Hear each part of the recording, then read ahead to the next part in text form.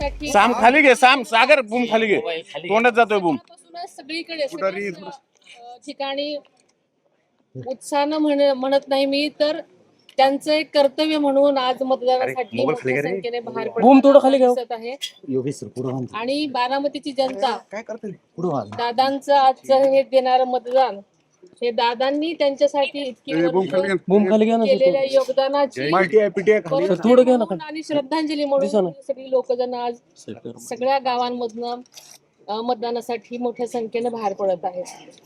बारामतीकरांना काय आव्हान करायचं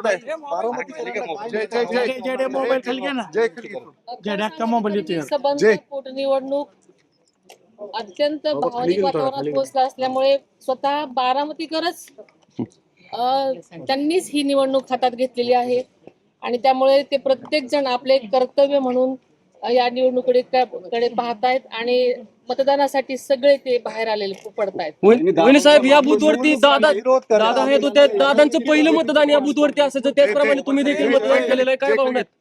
जय जय खाली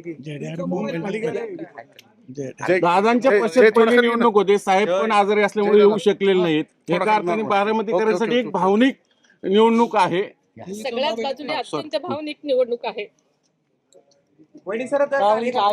कार्यकर्त्यांनी दिसलेल्या नाही. त्यांचं वय तुम्हाला माहिती आहे की त्यांचं वय जवळजवळ 89 वर्ष असल्यामुळे त्यांचं घरी मतदान झालेलं आहे. त्यांचे आज आशीर्वाद घेऊन मी आत्ताच इथे आलेले आहे आणि दादांशिवाय कुठल्याही गोष्टी आपल्याला करण्याची सवय नाही, पण आज आपल्याला हे मानून चाललं पाहिजे की दादा आपल्यात नाहीत आणि सगळ्याच बारामतीकरांनी लक्षात घेतलेलं आहे आणि ते मतदानासाठी बाहेर पडतात.